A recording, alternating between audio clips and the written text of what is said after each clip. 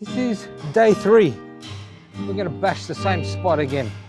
We're geared up a bit better than yesterday.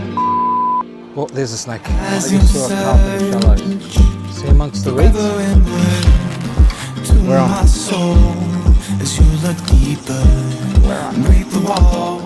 Oh, he's popped it. Oh, big carp right now. Watch my float. Float's gone.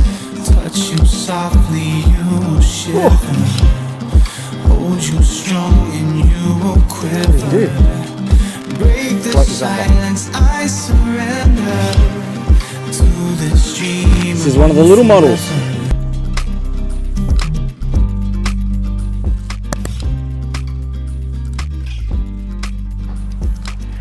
We are on another little mission. And we are looking for a little bit of a goat track. And I think we've found the track. Okay, I'm going to do a fair bit of stomping here. Now the reason I'm making a bit of racket in between the water, in between the grass, is that we are in very thick scrub. Look at the height of the grass, and it's snake season. Let's set up.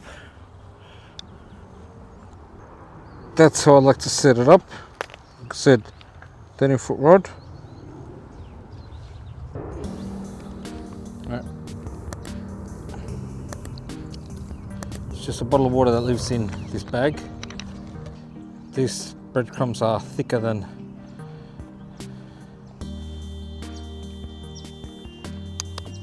Alright, so what I'm going to do here, I'm just going to pick a spot.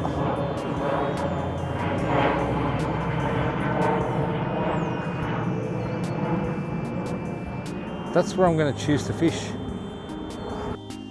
This is what I would regard as my bait box. Tiny shot in there.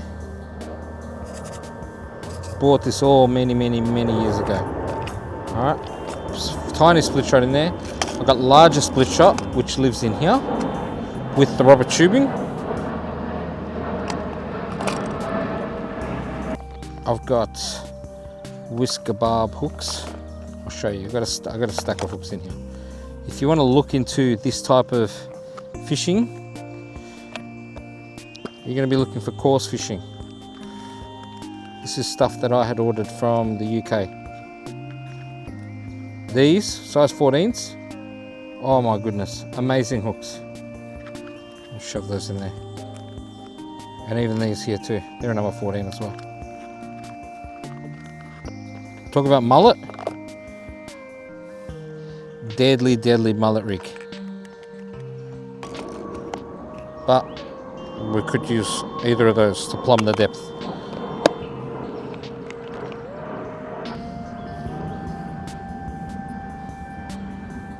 The carp jumped again, out there, a bit further than before. Okay, and you've seen the size of the hook. It was a size 14. I'm just going to grab that hook now. Size 14 whisker barb. Have a look at the hook there. Can you see that? You're going to grab a piece. It's probably about the size of a pea. Alright. You want it nice and firm, and what you're going to do is you're going to knead it in such a way, almost the way that I like to do it. I'm going to take my glasses, put these on my head. The way that I like to do it is I like to leave this, make like a teardrop, but almost triangular, because you know how you make this ramp? Right, the point of the hook is literally right there, embedded. All right, I'm going to show you with a stick where that point is. All right, have a look at that. The point is right there. It's right there. See that? The carp are going to suck this in.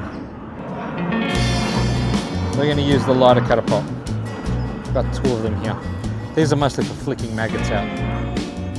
They look like slingshots, but these are designed for bait. What the English call ground bait. So, just a much more dispersed.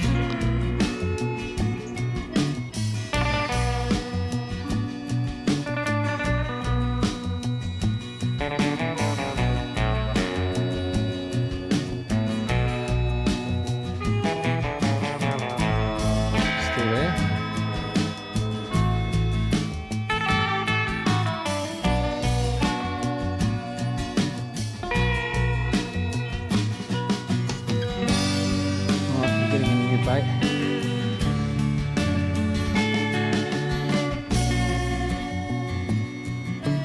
See that out there?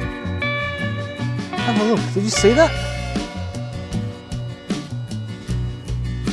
It was a bird that fell from the sky.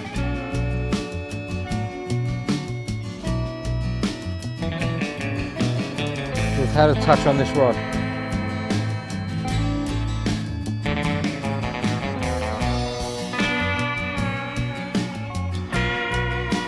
I've had 2 suspected hits already on this side.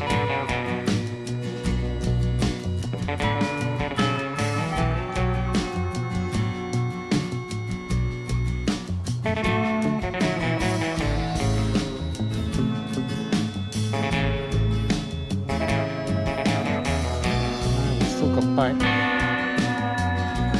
Let's just repeat that.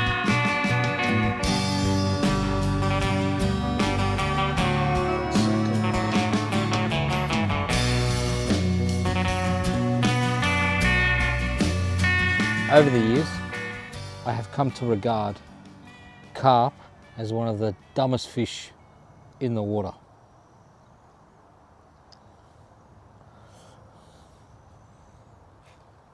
But the moment you want to film one, they're not so dumb. Make themselves very scarce to catch. Alright, as much as I tried, nothing. We're not giving up on this spot just yet though. I've gone too far again. There is no trail here. There literally isn't. Oh, there's a snake. See him right there in front of me? Right here, he's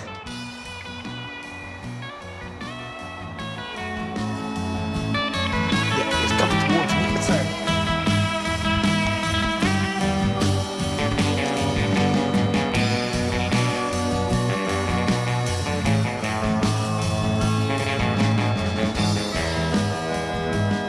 told you guys this was snake country. I don't even know if you saw that. Now, can I also just take a little bit of time here to just point out that if you're gonna do this sort of stuff and you're kind of wary, all right, I just saw a carp in the shallows.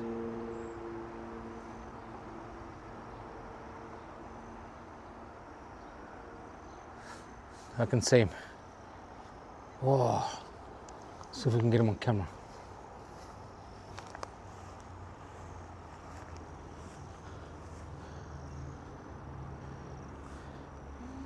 See amongst the reeds?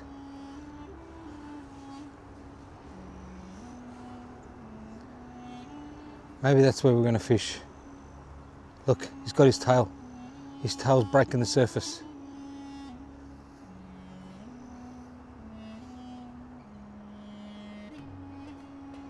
Look.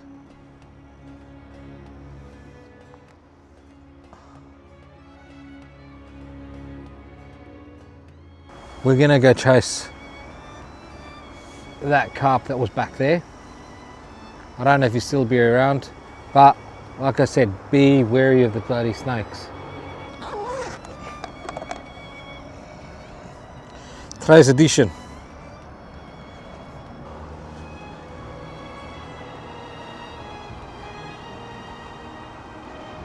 teach you another trick with the dough as well. If you're finding that the dough is coming apart too easily or disintegrating, keep yourself a couple of cotton wool balls. So what you want to do then is you're basically going to grab the cotton wool ball, you're going to tease it open, and you're going to pull the thinnest layer of the fibers around like a thick spider web, and you're going to wrap your dough in that, and then you're going to tease it and pull it out. And what that basically does is that adds fibers into the dough itself, so that when you're binding around the hook, they can't just pull it off. We're going straight on with the corn.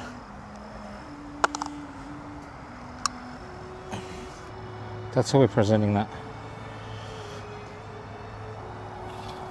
Let's just bring this over.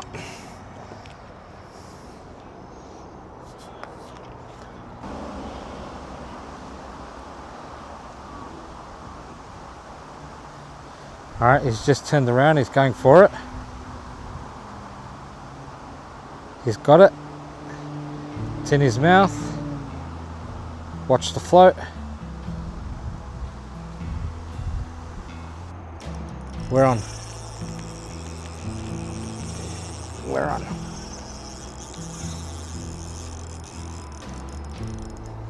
Oh, he's popped it.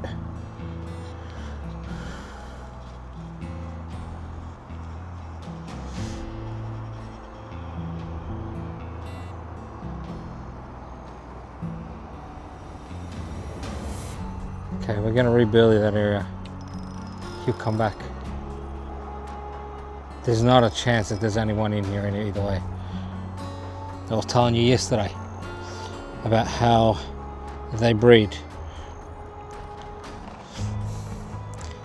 Now, if you've never used spade hooks don't have an eye. Don't know if you see that. See there, where the eye would normally be? We don't have those in the spade hooks. And these are something that is typical more so of European. So you go like that.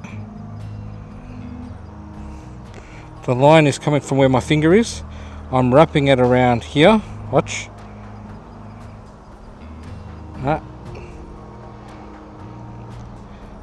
You know what? You guys are gonna have to watch this on a different video.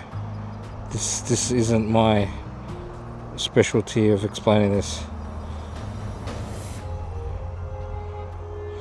All I'm doing is I'm threading. I'm wrapping, kind of like a snell.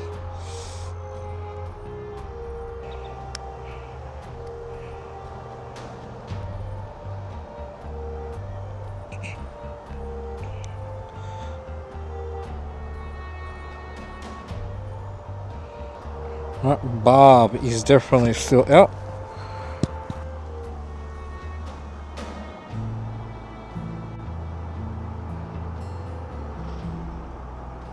Okay, see the float? Float has taken off, and oh, I spooked whatever it was there.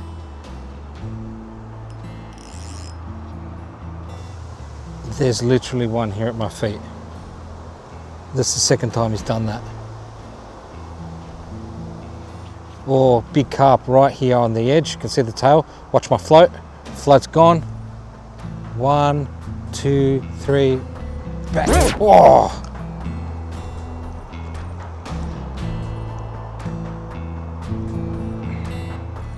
Maybe we're going to listen to drag this a little. That float's on its way.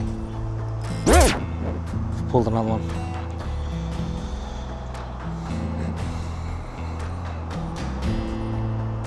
Let's just have a look at the state of this hook. Yeah, all right.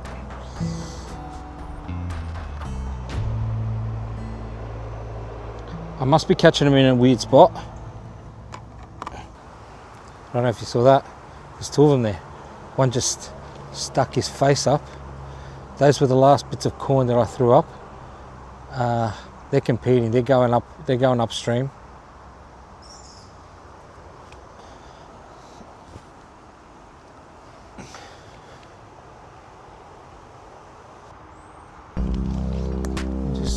check the drag again.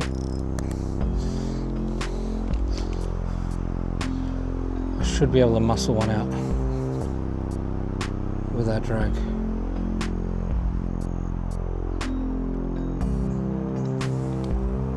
Okay, we're on.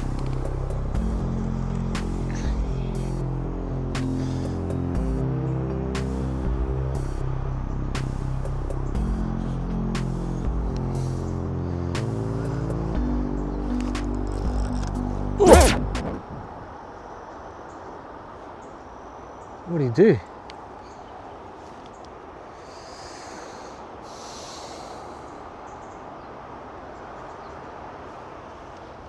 Just bent the hook.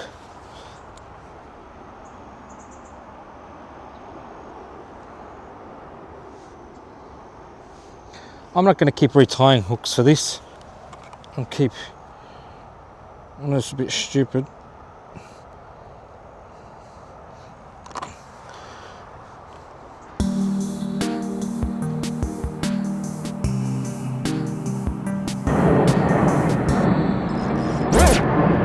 Again.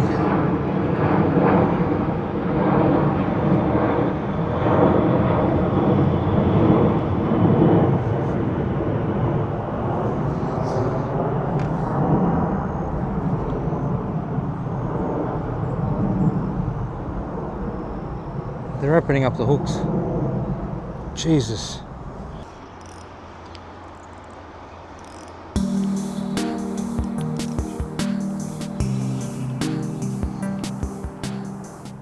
Would you believe the luck? I have not pulled this many hooks on a carp. I don't remember when. I actually don't even remember the last time I fished with larger hooks for carp. I must be going heavy-handed.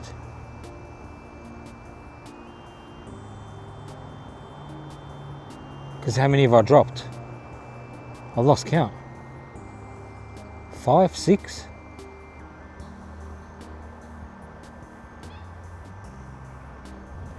Now there's also a very good chance that by me going lighter, I'm not going to be able to land anything.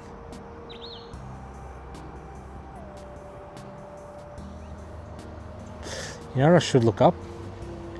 I should look up if I can find size 18 titanium hooks.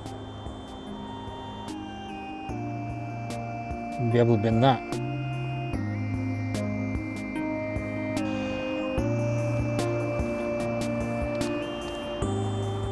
Oh, perfect. Jumped over the float. But they stopped. So they must have gotten too wary from that last hookup.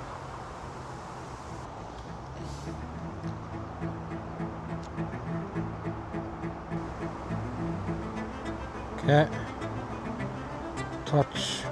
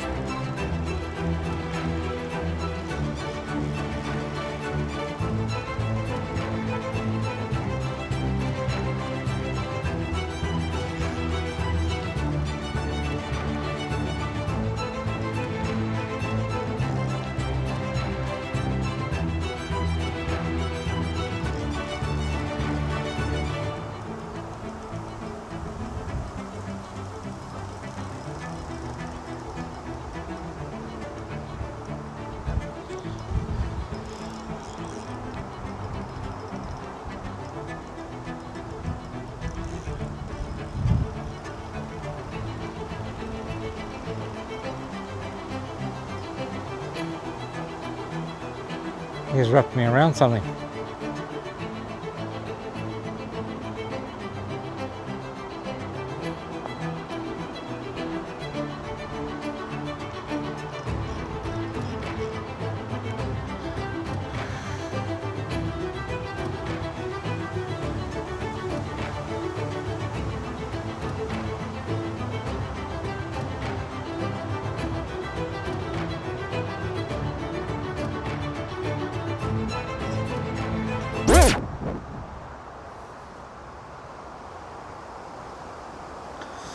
All right.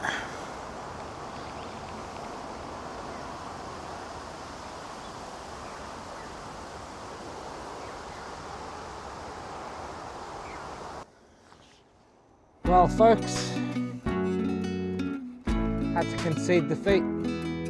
At some point, you got to know when to call it. There will be a part 3 to this.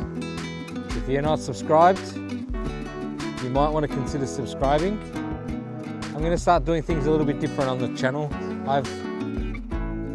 Along the way, I've been toying around with polishing the edits along the way a lot more. I don't know if there's any value in that, especially with the fishing videos.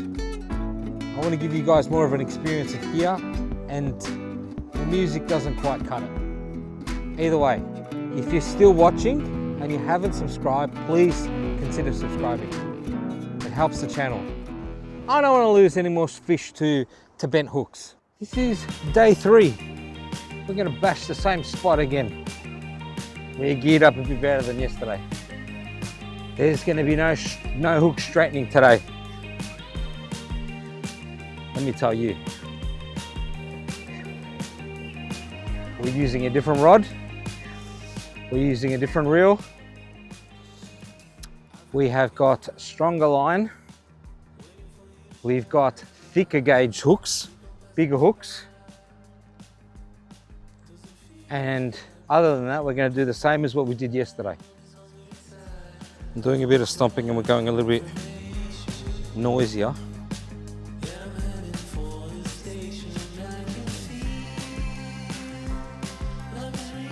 So I don't want to have an encounter.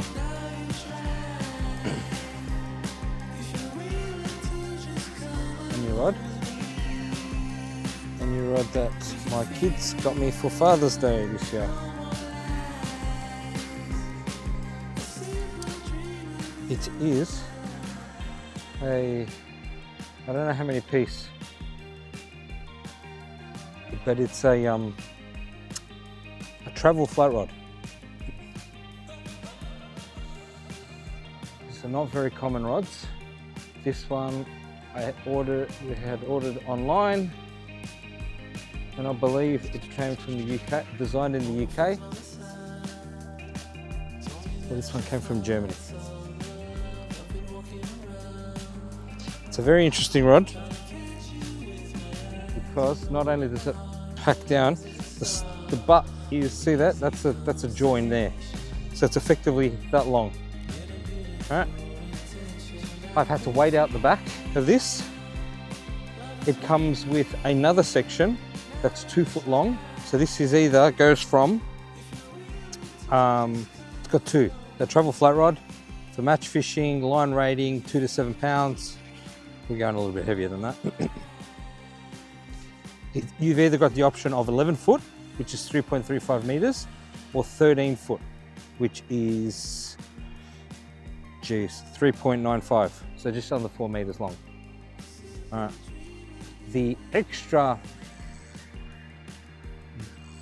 That extra section to make it 13 foot, and the extra weight that I have to stick on the back out here to balance it out, hardly seems worth it for me. It's a big trade-off. 11 foot is good. It's nicely balanced. It's not too heavy. All right.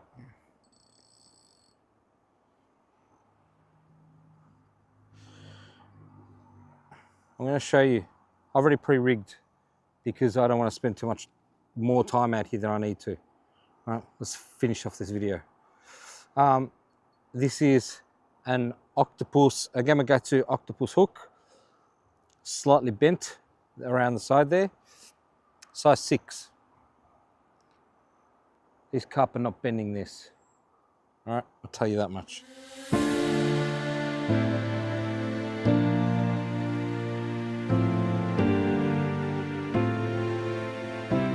That's it.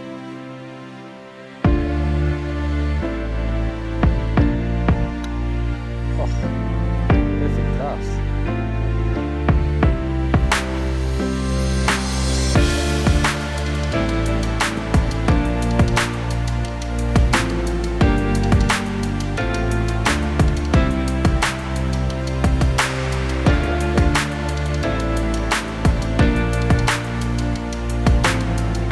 Float is under. 2, 3, 1.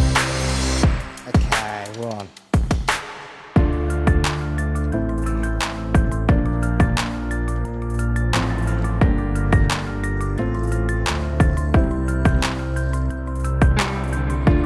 Alright, showtime.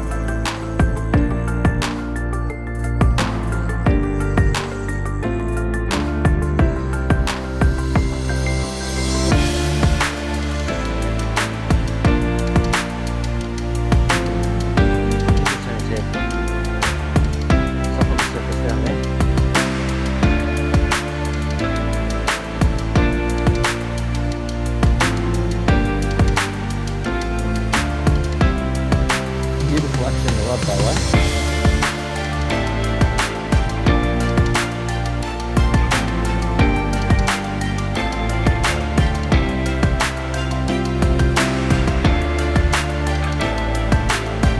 So the ripples on the surface now. That's what I saw around my float. Okay, that's solid.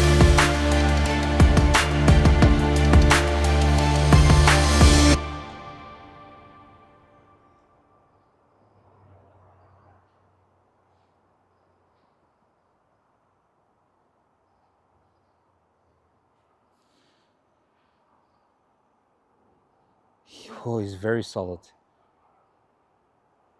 You guys are going to see.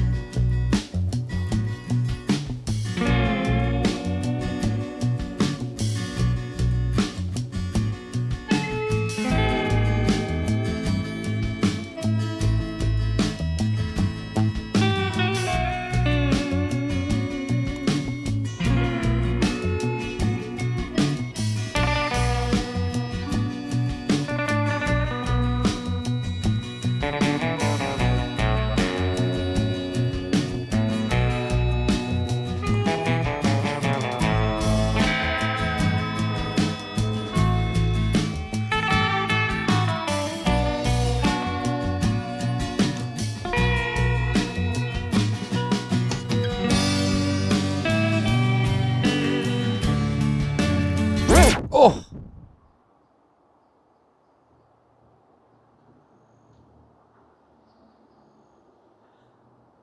He didn't straighten the hook, he broke my knot.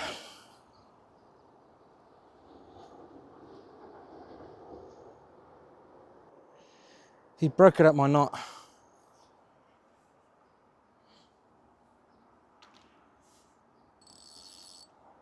I'll tell you what, that was a fair bit of drag I was applying on him. That was a fair amount of drag. Let me just loosen that a bit.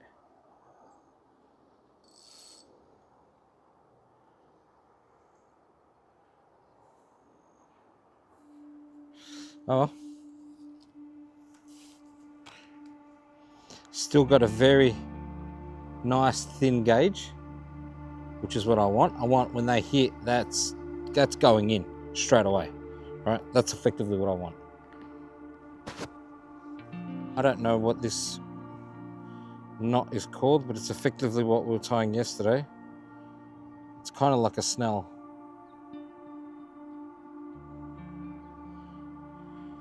It might even be called a snell.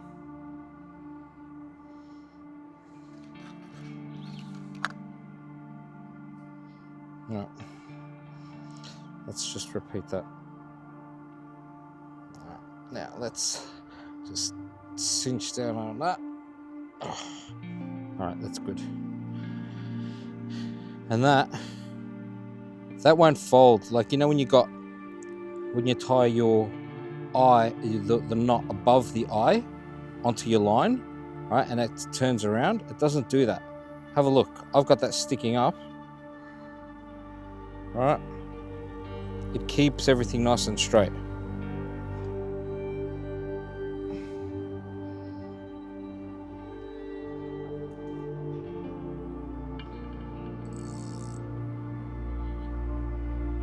I can't let him get past. When I started tightening up the drag around the other side before, there's a layer of trees. I can't get it to go past. If it goes past down there, I'm effectively stuffed. But I should have backed off. I should have backed off on the drag. Whether it happened then or whether it happened literally just before landing, it was going to happen. Because I was applying way too much pressure to the fish.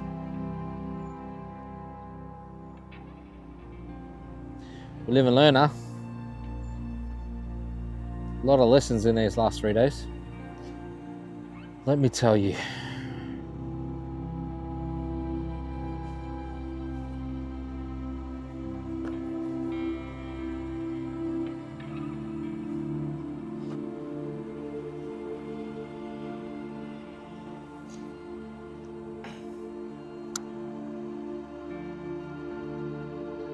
I am fully bored.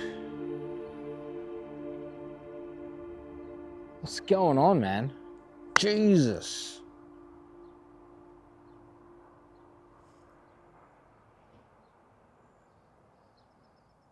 Oi, fish! What's going on, mate? Yesterday, I hooked 6 or 7 of them.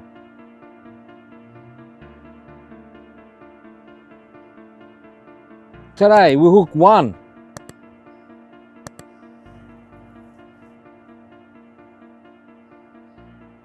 Man, it's dead. It's dead.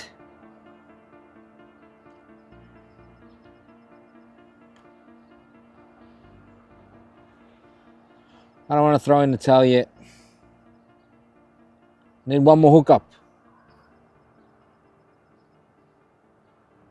1 more hookup, see if I can play my cards right. Fishy, fishy, fishy, fishy, fishy, fishy, fishy. Man, I can't catch a carp to save my life here. I should go film somewhere else where I know that there are billions of carp. There's billions of carp in here too, man. Hey, do you know any place where a bad fisherman like myself can go make it an idiot-proof place where I can go catch a carp? Any suggestions? But it's getting so hard. Somebody's got to have a suggestion. Please leave me a comment about it. I did have a shot at one today,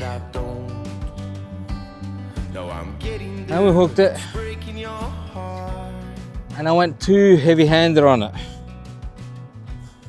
It's a big fish.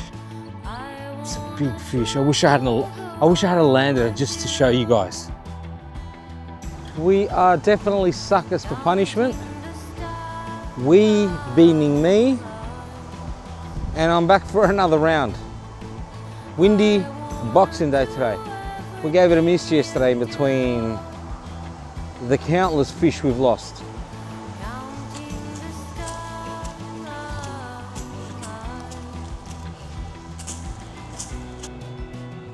I ain't doing no dancing today. I'm pretty sure I'm going to be doing no dancing today. Yeah, I don't want to be doing any dancing. All right, we'll do some dancing. Nah, just kidding.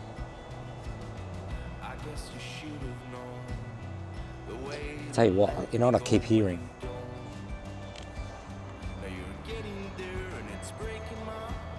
keep hearing small branches, because it's so windy, these small branches keep dropping off the trees. Because I'm on high alert today because of the snakes. Got me a little bit, it's got me a little bit toey. Toey is probably the wrong word. Touchy is a better word. I'm a little bit more touchy, not toey. If you're not Australian, you won't know what the reference to toey is. You might need to look that up, and that will be part of Aussie slang. It's a slang word. You might not follow it. You might, without looking it up in a slang version, you won't get the context for it. And the slang word of toey is definitely not what I'm feeling here. Man, all my concentration, I wish I could just...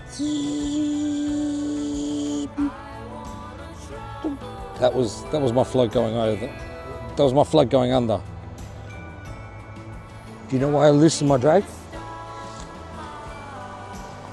Are you sure you don't know?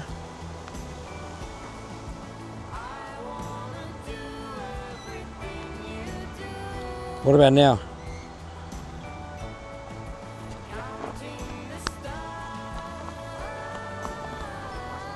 How sad's that?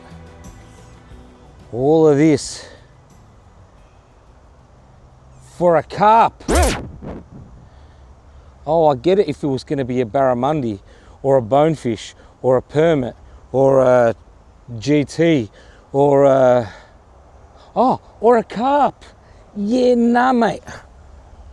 Okay. That's under. Okay. Okay.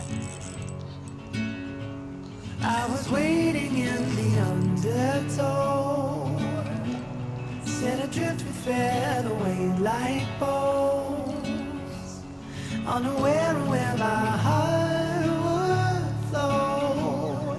I was waiting in the undertow.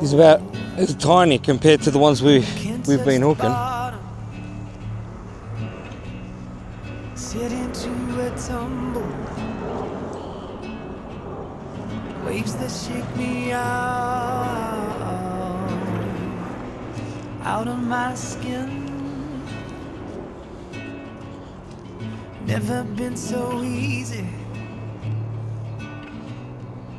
losing my direction. My bearings have me south tiny model of home. I've been wrong before. Mate, I was able to tame this one super quick. The others, I'm tipping to be at least 1.5 times longer than that, so double the length and another half of this, and then double those figures all the way again in thickness. So it would be, I don't know, what are we saying? It'd be another 3-4 of these guys.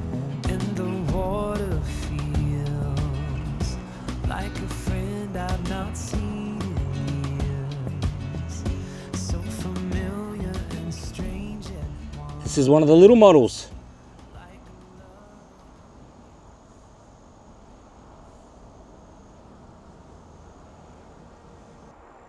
I think this is one of the reasons why I don't carp fish more. I don't like killing them. Just leaves the... I'm not against taking fish if you're going to eat them. Some of you are probably saying, hey, why'd you go carp fishing to begin with? Fair point. And I knew that this is what was going to happen. Still doesn't make me enjoy it. Some people really literally don't care. Taking a life of something means nothing. This is stuff that people don't talk about. I get why. In the back of my mind, I think to myself, hey, I could just let that thing go again and no one's gonna know. No one's out here to police me. All right. But then there's another part of me that's maybe my inner child. And this inner child remembers a lot of these rivers being crystal clear. Crystal, that's a very subjective term, but you could see the bottom. And growing up as a kid, I was always fascinated by underwater life. Look, there's been times I've just cracked one over the head with a stick and that's it, it's done.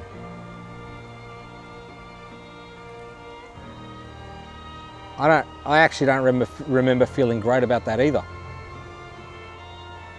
So on two hands, one side of me says, you could have just let it go. Like, it's as if you were never here, which is true. If I was never here, that fish wouldn't have been dead, yada, yada, yada, get it. And then there's the other one that thinks, hold on a sec. As an angler, I should be doing my best to look after the place.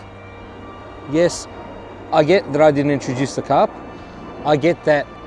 And given that one particular carp, female, lays 2 million eggs at every go, what is me killing one fish going to do? I don't know the answer to that. I know that the answer seems like probably not much. And that's actually probably the truth of it. Me killing one fish is probably not going to do that much. Maybe the fact that this was always what was going to happen and that I knew that this was going to happen is why I probably struggled to catch something here we're on the 4th day, same spot. And the reason on the second day, that I didn't land any of those fish that I hooked was because there was no chance in hell that they were going to be killed using what I was using. I had barbless hooks. The moment that they stretched to a certain threshold, they were out. There was no barb to hold them in, right? That's basically what happened. The lightness of the line that I was using as well basically ensured that there was no way that I was going to land one. Even though I have landed them before, with both barbless and with both, but they were probably closer to the model that I just landed in. These other ones from the last few days have not been that. I have struggled just to turn them from that initial run.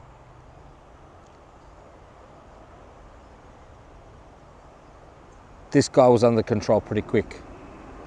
I said, in terms of body mass, the other fish were probably another 4 of these ones. We got one on the board.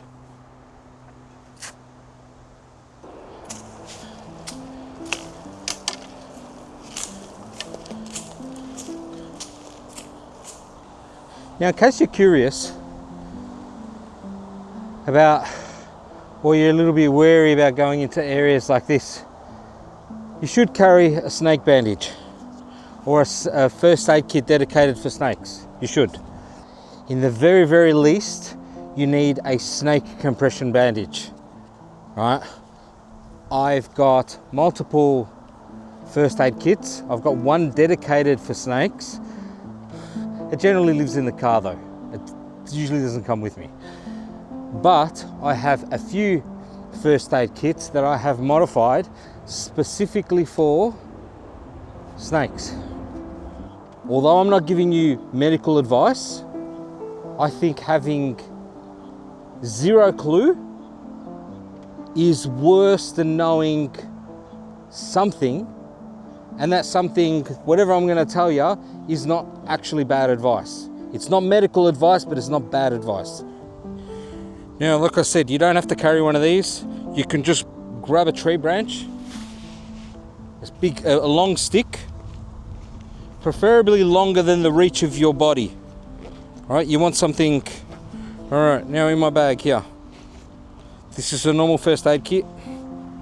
This is probably, I don't know, $30 from Chemist Warehouse. All right, what I've gotten written on here, and I've got it written on every single side. The reason being that it says snake, but it also says mini, right? Mini meaning that this is not a full snake kit, right? The only reason I've got it is this is a reference for myself, but it's also a reference that in the event that I need to instruct somebody what to get from my bag or what to get from somewhere, I can at least tell them what's what, right? Now you can carry whatever you want to carry in here. There are two vital things that you want in a snake bite kit. You want a Sharpie, a permanent marker.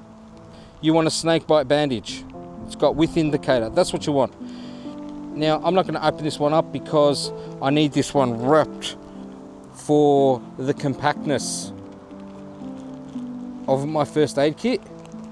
All right, but the two key bits that you want in a snake bite kit or a mini snake bite kit like I've marked on here, right, is the bandage and that Sharpie.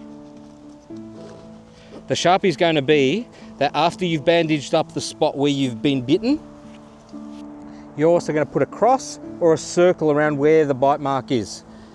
And that's basically just to indicate when you actually get a paramedic or a doctor or to a hospital, that while they're just assessing you and they're trying to work out